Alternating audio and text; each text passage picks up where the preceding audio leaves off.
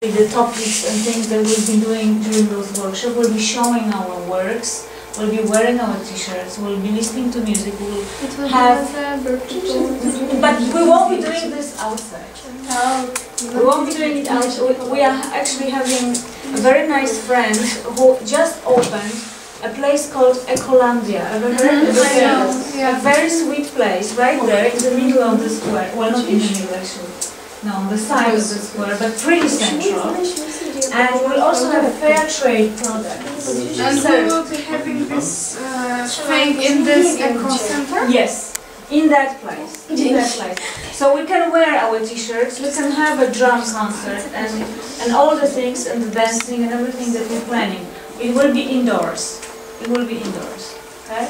3 hours, and we can actually choose the time. It doesn't really matter. In the afternoon or could be in the afternoon if you prefer it. Could be actually in the morning. But we need to decide pretty soon, right? Maybe we could even decide now, because let's talk about it. Maybe next time, okay? Yeah, I mean not. Yeah, in a week we will tell you. Not immediately, but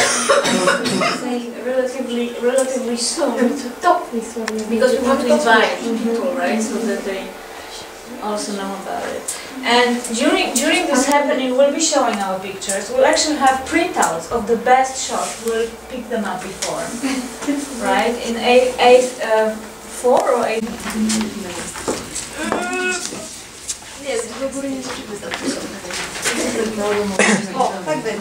So think about what answers you want to give me. Do we need pens for that? Do we need pens, or do we just give you answers without writing? Yeah, it's open discussion. Open discussion. Who wants to be Yes, please take cookies, Andrew. Please do. Please do. It's where the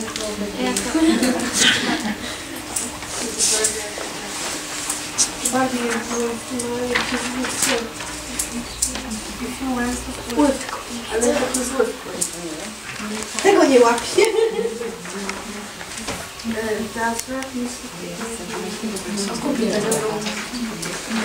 Ale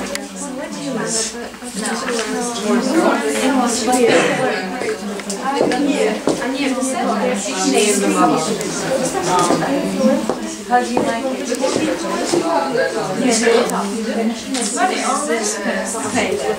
All the Mexicans I know. Of the variety that is accepted by media. yes. The one that is governed by media, right? A little bit of variety is good, but not too much.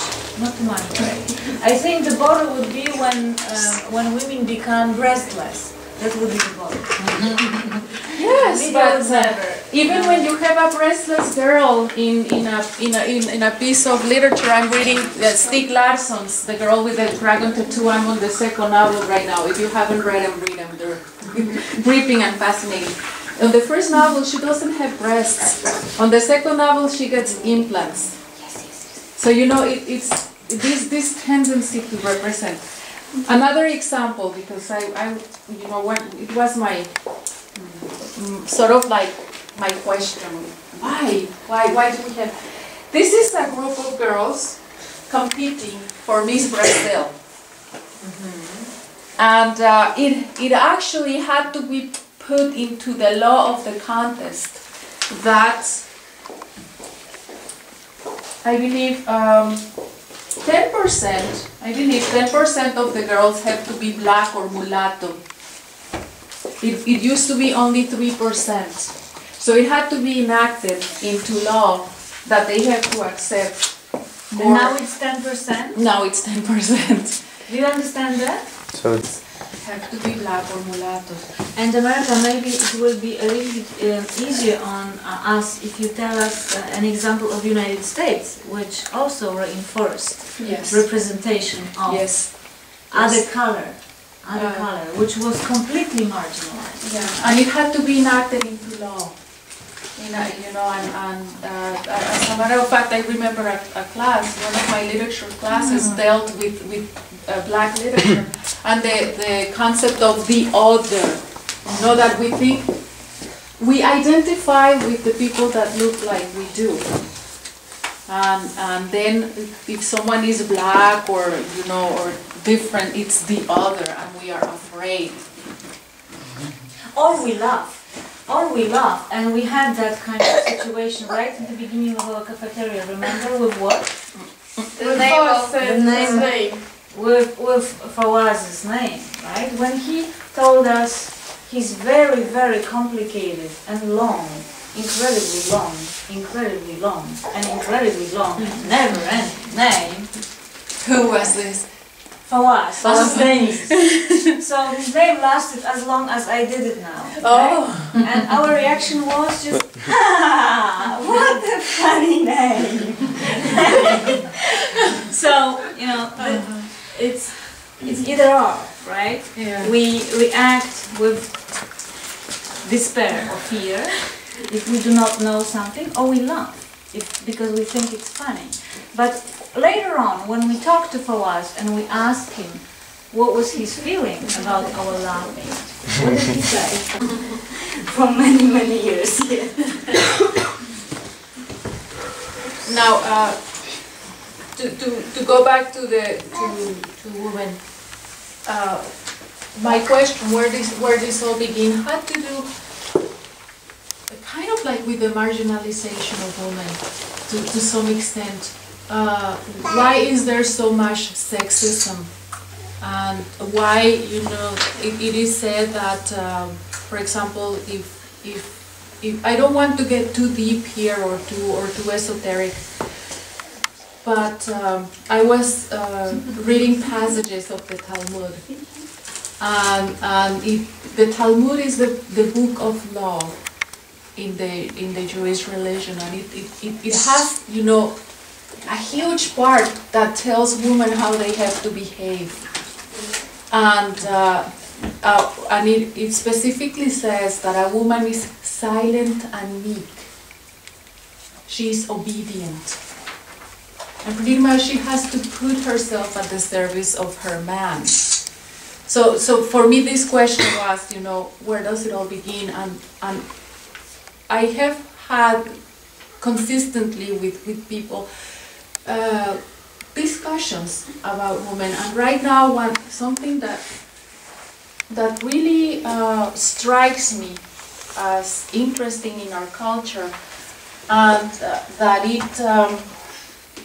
I find it odd, and maybe this is because I'm getting old and I'm beginning to sound like my mom, but to me it's just hideous how these girls that are singing with very little voices, they just, you know, put on these huge implants, and then they wear these tiny outfits, and they are sexualizing themselves. I grew up in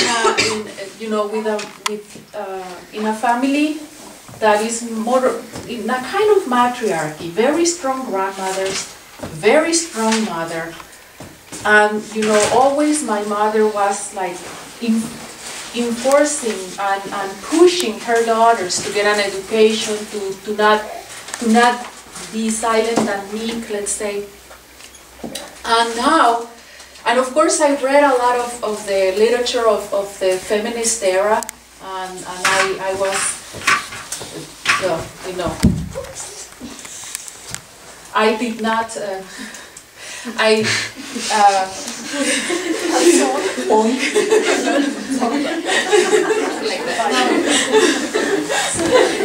Every cafeteria we have a visitor. Last week we had a cat. And dogs, and your dogs. We had dogs, and they are doing pretty much the same kind of jumping around.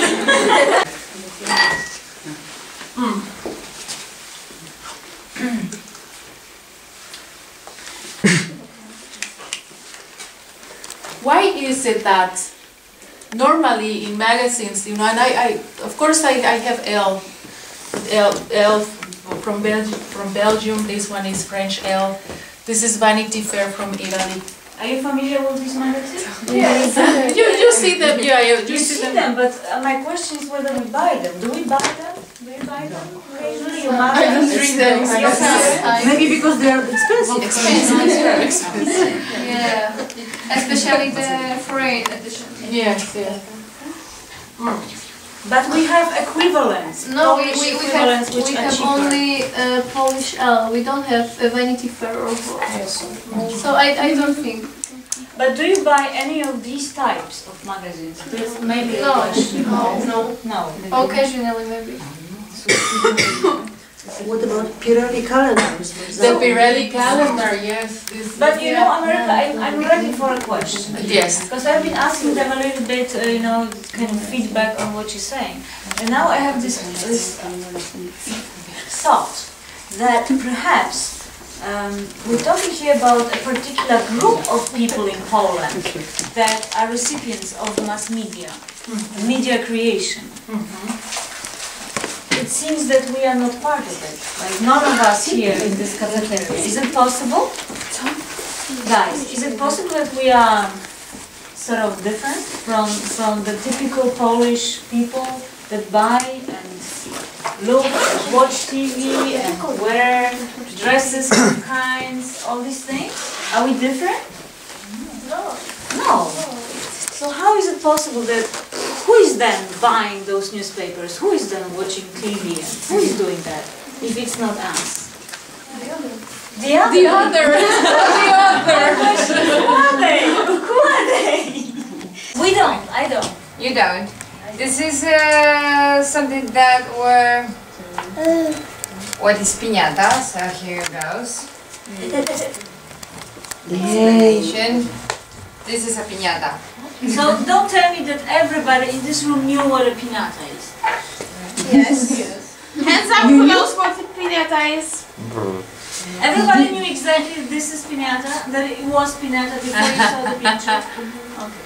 Yeah? Just checking. So this is a crock pot covered with colored paper, and normally it's filled with candies. And when I was a child, it used to have some fruits also, like oranges and apples. But right now, the kids don't want it. They want only Fruits? candy. You gotta be kidding me. Yeah, really. Mandarinka and everything was inside, and even Because for this. Christmas was more Yes.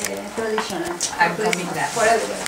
So normally you have to hang it with a rope in a high place to be able to kick it with a stick like this. And why? I'm going there. I'm going there. So the purpose to break the piñata is to take out all the candies, and all the participants can take as much as they can. So as can you see here, this is a boy with his Elmo piñata, and the kids that were playing and they were having. Is this a Polish boy? This is a Polish boy. Yes. Wow. His father is from Venezuela. He's married with a Polish girl. And where is piñata from? So piñata from, as I know, it's from Mexico. Did you know that? Yeah. Did you know that? Nice. The word piñata is coming from the Italian piñata, which means a fragile pot. But the historians said that a long time ago, the Mayas, my ancestors, they used to make some offer to their gods with some colorful stuff, just like to say thank you for the rain, or we want to have a very good, I don't know, corn this year or whatever. So they were using this kind of colorful pots to give them as an offer to them. So it was quite used for the Aztecs and the Maya culture. So when the conquerors appear, the Spanish conquerors, they took the piñata to Mexico as they were using, because also they were using piñata made like the traditional one, with this pot covered with paper. But it was so easy for them to conquer us because they started to use this piñata as a tool to make them believe to Christianity, to change the Christianity, because all my ancestors, they have a lot of gods. What's the name of this when you believe in a lot? Polytheism. Polytheism. So yes, and they didn't have the opportunity to control them, so they find out that the only way to control them was through Christianity. And that's why they saw the similarity with the piñata that they had in Spain with the things that we were doing here in Mexico, and they started to use it, making this celebration called posada. with this the celebration before Christmas Eve.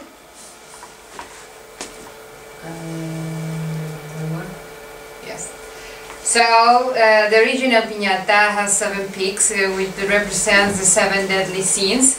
And the shiny color represents the temptation. That's the way that they were like making all this graphic to the people who come here. This is a piñata, and it was like a blind faith and wish to the overcome sins. So Maria, I have a question. So the name itself means a fragile pot. It comes from the Italian word fragile pot. But in fact, the cultural meaning is a bad thing that has to be destroyed. Yes, that's why. That's the meaning. That's the meaning. The Christianity meaning. We can say Christian. So they use it for this, and they say, okay, if you hit the piñata and you break it and you put and you destroy all the sins, then all the candies and all the gifts from the heaven. Yes, it's raining. God is giving you a lot of. It's a reward for you. So that's the and those priests, they were sneaky, huh? Yeah, they were really sneaky. And that's how a lot of people say, maybe they are right, maybe this is true. So that's how they can control them more and more. So they basically treated people like children. Yes. So today's tool of parties, but then for fun, it was once a tool of control. Yes. And occupation. No, to be honest, it was in the past. Nowadays, the piñatas are. Okay, at the beginning they were used only in the posadas, but then somebody said, why not in the birthday party of my son? So that's how they started to use it, and then somebody said, why not to make some cartoon character. Maria, did you make all those piñatas? I made those piñatas, yes. Wow. My All goodness, of you're talented. So you see, Maria is actually a very talented lady. She created many piñatas in Poland because she said, I read in the story, that there were not enough beautiful piñatas around here in Warsaw, so she started to create her own piñatas. And if you want, she can teach us how to make one, correct? Yes, I prepared today to do this. And also with the piñata, well, this is on the other dinner we are doing. This is candy boxes for piñata parties. After when the party is over, you give to all the children of the party one box with more candies. And most of the time it is not too much. So normally it goes, if you made the piñata like Elmo, the boxes are also related with Elmo. So it could be used in birthday parties like this one. It's good to give piñata boxes at the end of the party, because when we give it at the start of the party, there will be no candy. Yeah. Also, when you send them home to their parents and they have this. Also the workshops at schools. For example, this one, it was my daughter who was at school, showing about Halloween, or in Spanish is Dia de Muertos. So you also keep the poor Halloween face. Yeah, this is more American. It's not that Mexican. Yeah, Mexicans don't celebrate Halloween. They celebrate Day of the Dead. Day of the Dead. Yeah, We have the same class of And also in charity parties we were participating, and it was really nice because the boys and the children actually, they were like, oh my God, what is it? And amazingly they knew what is it. It's like, do you know what is it? Yes, it's piñata! I need to hit it! And the boys just right away take the stick and start to hit it. And say, how do you know about this? They say, I saw it on the cartoons. And we're showing the piñata, blah blah blah, and it's like, oh my God, it was really amazing to know that they know about it. So you see, the cartoons and media, it's still working, huh? Yes. And this is me, piñateria, so it was a hobby. It was a need, and then became a hobby, and now it's like a business. How many piñatas do you produce every day? Well, like more or less, like every day, not that much. It depends. It's by seasons. It's like I had like 3 months that I'm almost doing nothing. But before, oh my God, I got a lot to do. And it was one weekend and then the next and then the next and then the next, and I was like dying. Because I was also participating in some workshops, and it's like, oh, what am I going to do? It's like now, I have to do 6, 7 piñatas.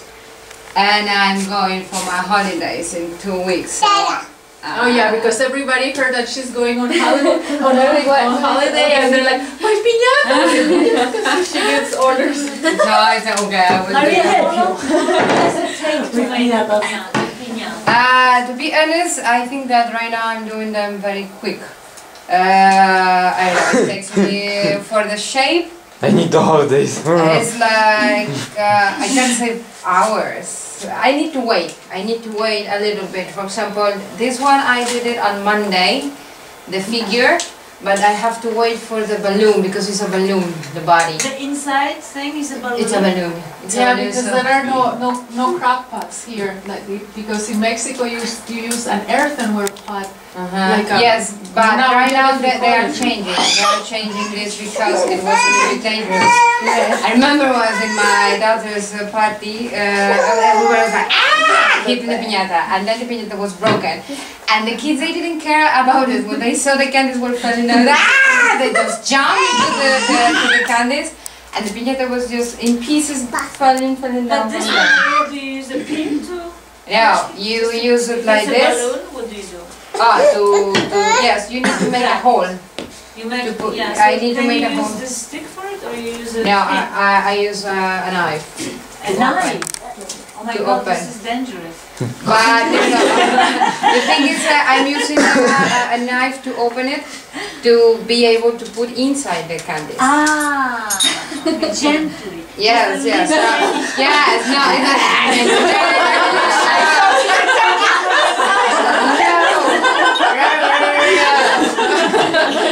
no, you need to make a hole to put inside the candies, and then when the candies are inside and everything is complete, you hit with like this. Alright. And also the stick must be decorated. You know, a couple of years ago, the guys from Mariachi Amigos asked me if I could go to Green Cactus to give a presentation for a piñata, because it was a Christmas party, and they had ordered a piñata, but they didn't know what to do with the piñata. So Often that is ready. It dries. You need to wait until it is dry, and then you make the shape that you want to do. Come on guys, try out the balloons. Shall we give them? Yeah. Yeah, there are balloons. The other what if you have the two... Not enough paper. There's more. You need to cut more. Ask the boys. It's good.